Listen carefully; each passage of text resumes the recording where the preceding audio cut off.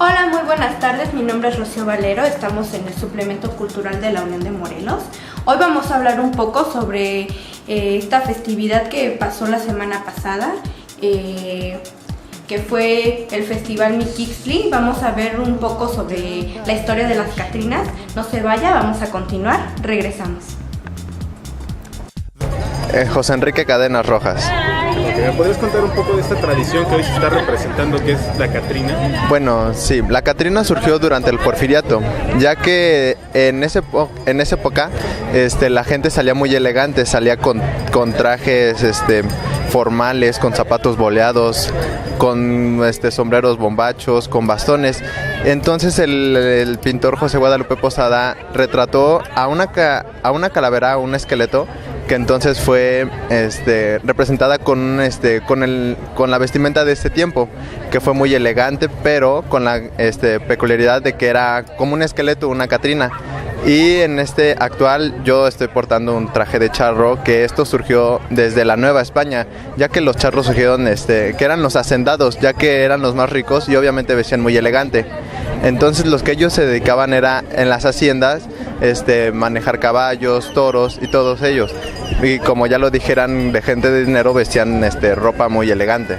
Esta tradición se fue siguiendo dando y entonces del charro se derivó lo que viene siendo el mariachi, que es el músico tradicional de aquí de México, que el traje es muy parecido, pero con la peculiaridad que ellos en lugar de traer botones alrededor de su pantalón, lo traen bordado, ya que como actualmente los charros son conocidos como por montar, entonces pueden correr el riesgo de que se les atore y puedan sufrir algún accidente. Ahora, ¿tú crees que debería ser conservada esta tradición y darle un poco más de auge, así como este evento u otros que pudieran surgir en estas fechas? Sí, definitivamente y totalmente sí, ya que pues los mexicanos estamos tomando culturas de otros lados, lo que vendría siendo en esta época el Halloween, y nos estamos olvidando de todo lo que es nuestras tradiciones, nuestras raíces, y creo que definitivamente eso está mal y perdemos identidad ante el mundo, ya que no es nuestra raíz, sino estamos adoptando otra, que definitivamente y siento que es mejor la nuestra. Ahora, una pregunta muy importante, tú como joven en esta sociedad, ¿qué sientes al representar o traer en tus vestiduras una tradición tan milenaria como es? No, pues muy orgulloso, definitivamente, muy orgulloso porque, como le ha dicho, es una tradición que ya lleva muchos años y que yo tenga la oportunidad de representarlo aquí en un evento y en el centro de Cuernavaca, sí es muy orgulloso de que y mucha gente nos vea y te pida una foto o cosas así, sí es muy padre. ¿Y tú cómo ves este asunto de que los extranjeros se sorprenden cada vez más o son muy dados a seguir estas tradiciones, a veces mucho más que el mismo mexicano? Sí, lo que pasa algo extraño es que creo que entre las culturas nos llama más la atención de otras que la de nosotros mismos, y es lo que pasa aquí, ya que los mexicanos nos enfocamos más en lo que es Halloween, vestimentas, disfraces, y los estadounidenses se sorprenden a ver a gente maquillada, pero no de miedo, sino de calaveras, vestidos elegantes. Creo que también es un orgullo ver a cómo estadounidenses se sorprenden y se admiran a ver a mexicanos haciendo esta tradición tan milenaria. Esta fue, la explicación que nos dieron los jóvenes al respecto de las Catrinas. De igual manera, también se dieron cita la personificación de algunos personajes que fueron Maximiliano y Carlota, estos personajes que fueron los que habitaron el Jardín Borda en aquella época, cuando Benito Juárez se encontraba en la presidencia de México. Y ellos también nos hablaron al respecto de esta historia de Maximiliano y Carlota, así que vamos a ver esta pequeña entrevista y regresamos. Se me hace un personaje bastante importante de la historia de México y bueno, yo por eso elegí ser Carlota, esposa de Maximiliano de Habsburgo, y también debido a que vamos a llegar al Jardín Borda, que es donde ellos habitaron durante un periodo aproximado de 3 a 5 años. Ok, algo que tenga que ver, puedas contarme de tu vestimenta, de qué época es. Era bastante elegante Carlota, siempre usaba guantes largos, chongos, coronas, una vestimenta que se utilizó mucho en esta época y bueno, también por eso elegí ser Carlota. ¿Tú crees que se deberían de conservar estas tradiciones? A la vez que la Catrina es algo muy representativo del país y tanto del estado, ¿crees que debería darse como una forma de fomentar más este tipo de...? Claro, debería de fomentarse más la cultura en todo Cuernavaca, en Morelos. Pienso que esto es recordar nuestras tradiciones, pero de una manera bastante sana, y estamos fomentando la cultura en nuestro estado. Yo elegí ser Fernando Maximiliano de Habsburgo, ya que él era el esposo de Carlota. Ellos fueron muy importantes en Cuernavaca, aunque su periodo aquí fue muy poco, fueron casi 3 años, pero aún así dejaron una marca muy importante en Cuernavaca, ya que Maximiliano luchaba por los derechos de los indígenas. Todo lo que publicaba procuraba hacerlo en el idioma náhuatl. Luchó y su suplente era Benito Juárez. Estuvo comprometido con Carlota, ella era hija del rey más importante en ese siglo. Tuvimos un matrimonio muy feliz hasta el día de mi deceso. Bueno, esperemos que les haya gustado esta entrevista que habla respecto de la historia de nuestro México y un poco sobre estos personajes que también estuvieron inmiscuidos dentro de la historia y son parte de, así que esperemos les haya gustado mucho. Pero vamos a continuar con un poco sobre cine. Vamos a hablar sobre el Festival Visor, este festival que está arraigado hacia los documentales. Es un intercambio cultural entre México y Francia, y Cuernavaca será la sede de este festival. Así que vamos a ver un poco sobre estos documentales, largometrajes que serán los que se presentarán en este festival. Así que vamos a ver un poco y continuamos. La sede principal de este festival será el Cine Morelos. De igual forma tendrá otras sedes que serán el Museo Regional Cuauhnáhuac o el Palacio de Cortés, así como los estados de Oaxaca, Mérida, Tijuana, Nuevo León y el Distrito Federal. Este festival está realizado como parte de una iniciativa de México y Francia para impulsar el género documental en el cine. De igual forma, en ese país se presentarán algunos de los mejores documentales del año 2013, tales como Quebranto, de Roberto Fiesco, Félix, Autoficciones de un traficante, de Adriana Trujillo. De igual forma, Flor de Otomí, de Luisa Riley, Rosario, de Shula Ehrenberg, y El Alcalde, de los directores Emiliano Altuna, Carlos Rossini y Diego Osorno. También en esa selección se presentará una retrospectiva del realizador Everardo González, donde se proyectarán 4 documentales de él, como Los Ladrones Viejos, La Canción del Pulque, entre otros.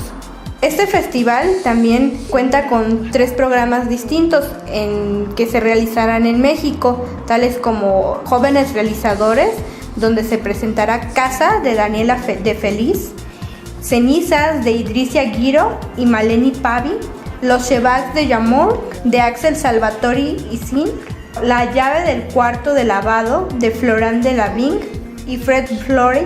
Son 4 títulos de producciones francesas rodados en el año 2013, algunos de ellos que fueron seleccionados o galardonados en algunos otros festivales internacionales.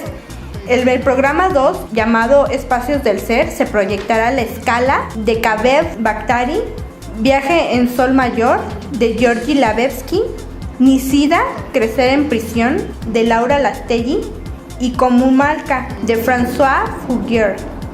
Este ciclo habla sobre un poco de la temática de la mezcla entre lugares, tránsito, espacios del ser, de la memoria, y tratados ambos de maneras muy complejas. También se presentará en el otro programa llamado Identidad y Género. Este ciclo está dedicado a la biología a partir de historias personales y vivencias que mostrarán a cada uno de los espectadores una mirada llena de complejidades en las que se ve envuelto cada ser humano con respecto a su identidad y todas las interrogantes que esto genera en cada ser. En esta retrospectiva se proyectarán Llora hija, así orinarás menos, de Pauline Horowitz, El último viaje de la señora Pug, de Nguyen Tin Tam, Balada de Génesis y Lady Jane, de Mary Lucier, y Los invisibles, de Sebastián Lisbich. Este festival es un intercambio cultural entre México y Francia. Se realizará alrededor de todo el mes de noviembre y esperemos, que algunos de ustedes puedan asistir a ver este festival. Señoras y señores, recibamos con un fuertísimo aplauso nada más y nada menos que a la mujer que ya fue y regresó de la muerte, a Lucha Villa. Un aplauso, señores.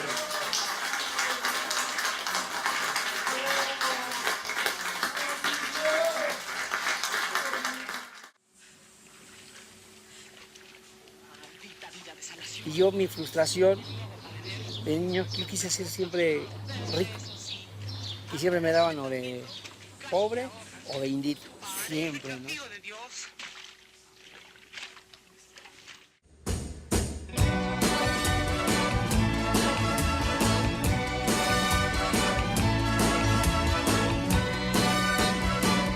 Hoy para mí es un día especial, hoy saldré por la noche.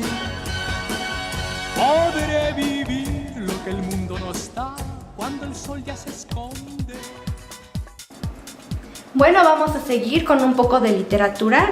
Los dejo con mi compañero Jorge Arturo, quien nos hablará un poco, y continuamos.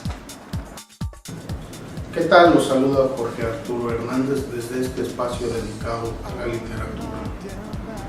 A propósito de noviembre y nuestros muertos, en esta ocasión hablaré de un par de novelas que abordan este tema, tan recurrente en la literatura y en el arte en general. La primera de estas novelas, titulada La muerte salió cabalgando de Persia, fue publicada por primera vez en 1979. Su autor, Peter Jaknowski, murió muy joven, a la edad de los 39 años. Él nació en 1942, murió en 1981. Este autor, además de escritor, antes de dedicarse a la literatura, fue fogonero, peón, modelo, incluso vendía figuras de santos. El éxito le llegó a partir de 1975, más o menos, con un volumen de relatos. Este autor padeció un severo alcoholismo, lo que adelantó su muerte. Incluso él mismo se refería a esta enfermedad. Mi alcoholismo es también una forma peculiar de concebir el mundo. En esta novela breve de apenas 148 páginas, Peter Jaknowski nos cuenta la historia de un peón que sufre un alcoholismo severo. Nos lleva por el camino de la autodestrucción. Nos cuenta la historia a través de sus alucinaciones cuando se encontraba en estado de embriaguez. Pretende escribir la obra. En estados de aparente sobriedad repasa sus escritos, sus manuscritos. A partir de entonces pretende crear una historia y de esta forma recuerda su matrimonio, recuerda un romance extramarital con una joven. Es una historia breve, muy breve, pero es muy sustanciosa. La literatura húngara de repente no es tan conocida o es muy poco difundida en nuestros países latinoamericanos, en América misma. Sin embargo, está compuesta, sus autores son altamente recomendables. Este es uno de ellos, que aunque muy poco, incluso creo que este es el único libro traducido al español. Esta edición de La muerte salió cabalgando de Persia está compuesta por 148 páginas. La edita Acantilado, esta editorial catalana que goza de muy buena aceptación en nuestro país. La otra novela es también de un país remoto, lejano de nuestro México.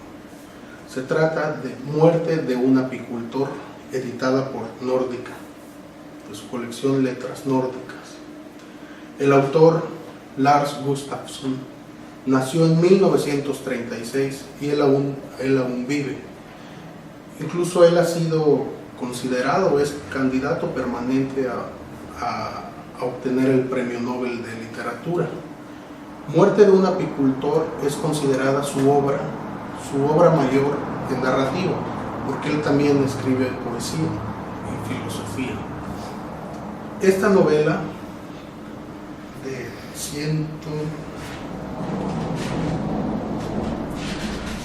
201 páginas nos cuenta los últimos meses de vida de un profesor jubilado.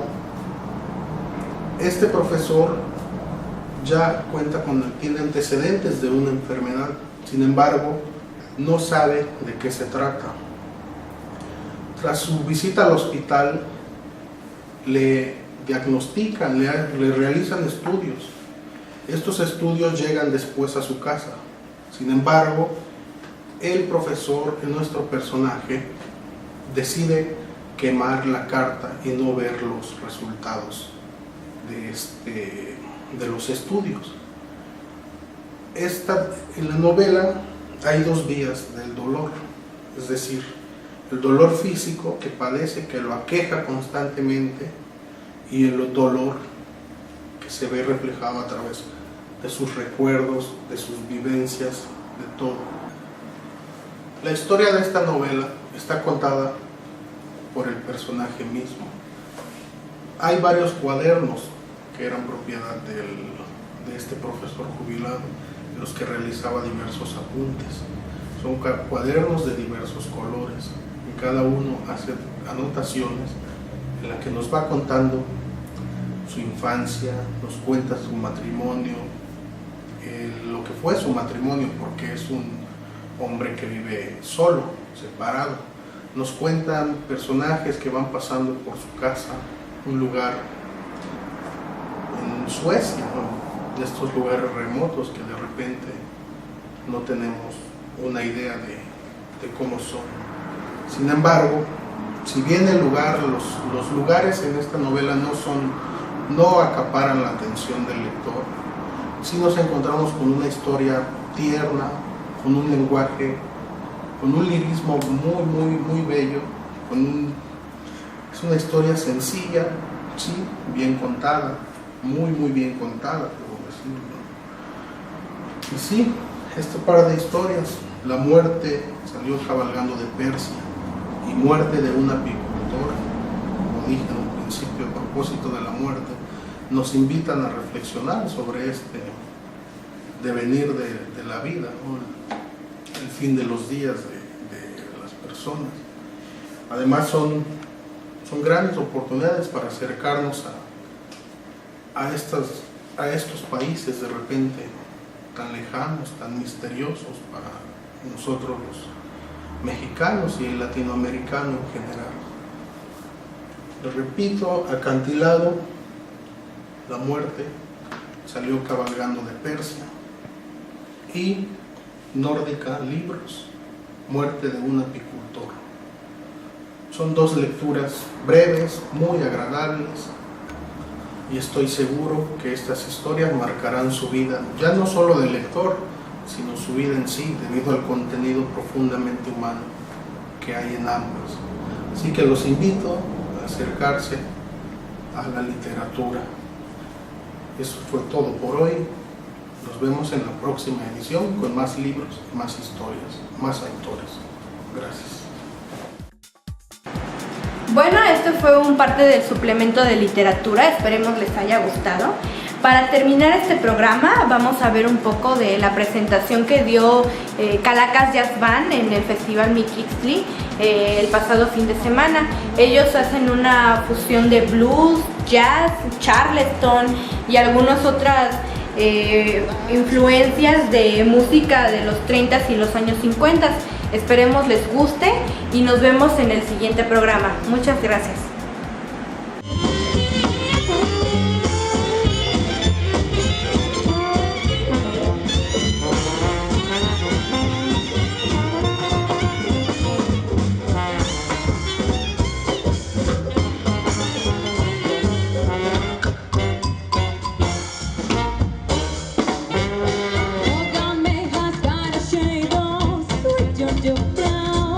Tú le pido no son ni